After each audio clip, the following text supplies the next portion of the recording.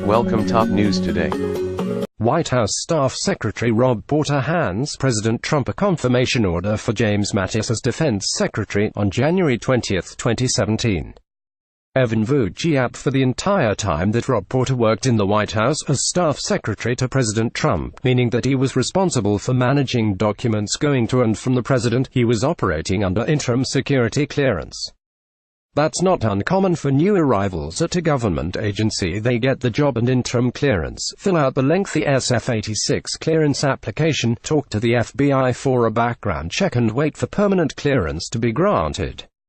What's uncommon in Porter's case is twofold. First, that he operated under interim clearance for as long as he did. Second, that someone at the White House clearly knew about the spousal abuse accusations for months before they led to Porter's resignation, yet he never lost even that interim clearance. In testimony on Capitol Hill on Tuesday, FBI Director Christopher A.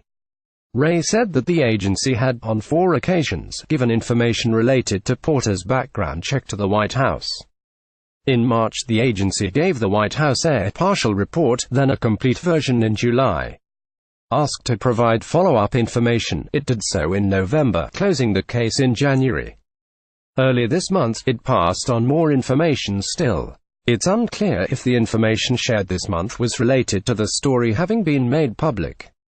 Press Secretary Sarah Huckabee Sanders explained that, just because the FBI's work was done, the investigation into Porter wasn't. The White House Personnel Security Office, staffed by career officials, received information last year in what they consider to be the final background investigation report in November, she told reporters during Tuesday's news briefing. But they had not made a final recommendation for adjudication to the White House because the process was still ongoing when Rob Porter resigned. After the Post reported on Sanders's comments, I received an email from someone who'd worked in the government performing background checks on new hires for several decades, working for presidents from both parties. Since he now works for a company that does business with the government, he asked not to be identified by name. With this White House, there'd be retribution, he said. I verified that the man I spoke with was who he presented himself to be and that he'd held the positions he indicated. There are real people with real job descriptions that grant security clearances. They have real desks, and they sit in real offices. They have the real authority to do it, he said. The FBI doesn't grant security clearances. They do the background investigation. At the White House, those real people's desks are in the Personnel Security Office. They take the SF-86 forms from new applicants and do an initial evaluation of what the forms contain before granting interim clearance. There are guidelines that dictate that evaluation that varies somewhat by agency. Generally, though, they adhere to this delineation from the Defense Security Service. There are 13 different considerations that the DSS suggests be applied to consideration of an application for clearance. Allegiance to the United States. An individual must be of unquestioned allegiance to the United States. Foreign influence. If loved ones bound by affection, influence, or obligation are not citizens of the United States and may be subject to duress from foreign nations. Foreign preference. An individual acts in such a way as to indicate a preference for a foreign country over the United States. Sexual behavior. A security concern if it may subject the individual to coercion, exploitation, or duress, or reflects lack of judgment or discretion. Personal conduct. Conduct involving questionable judgment and trustworthiness, unreliability, lack of candor, dishonesty or unwillingness to comply with rules and regulations could indicate that the person may not properly safeguard classified information. Financial considerations. Someone who is at risk of having to engage in illegal acts to generate funds.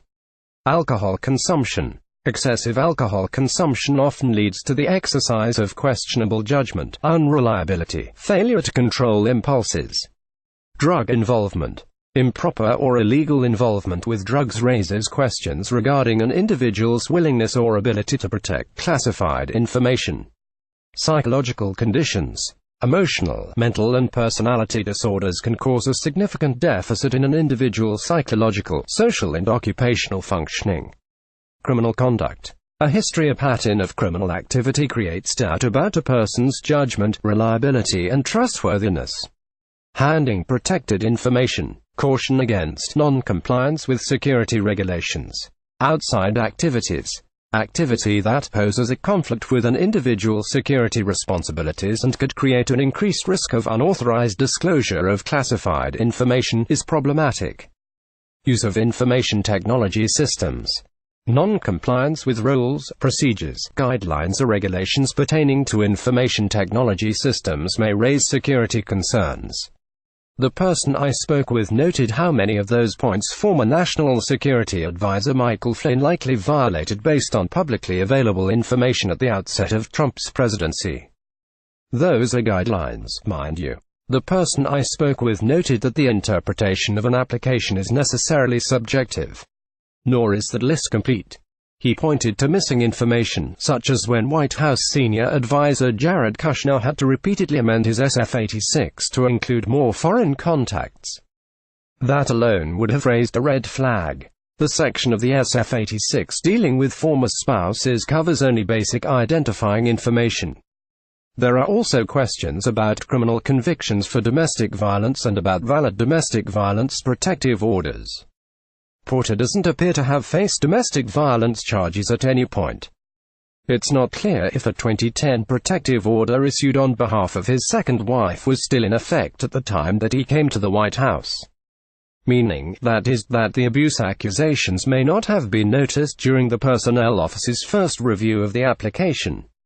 If the form has problems, my source said, the office would be obligated not to grant interim clearance to Porter. Apparently they signed off passing the application to the FBI.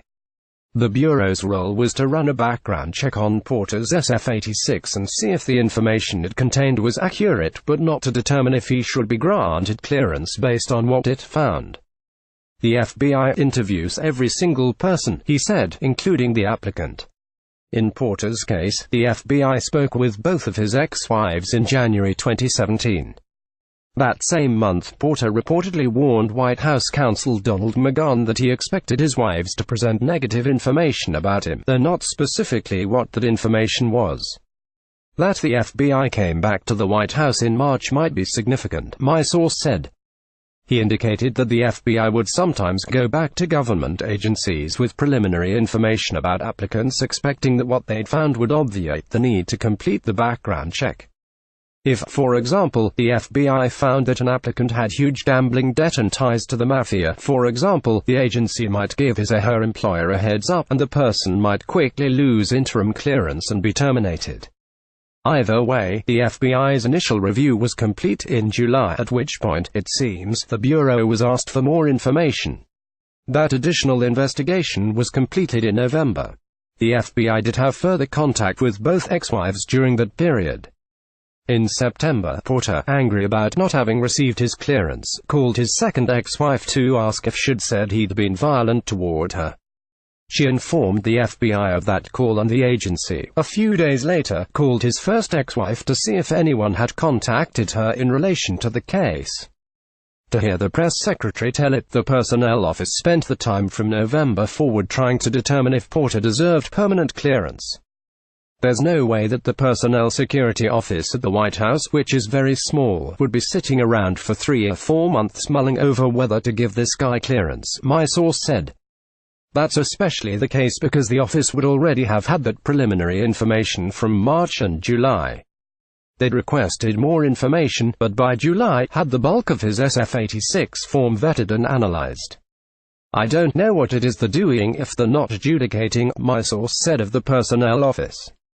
He read from the Defense Security Service's roles and responsibilities for personnel security to demonstrate that there's a rule of thumb for resolving difficult situations. Any doubt concerning personnel being considered for access to classified information is resolved in favor of the national security, that document reads. In other words, if it isn't clear whether someone would be a risk to national security, the assumption should be that they are. He acknowledged that Porter was a tricky case politically.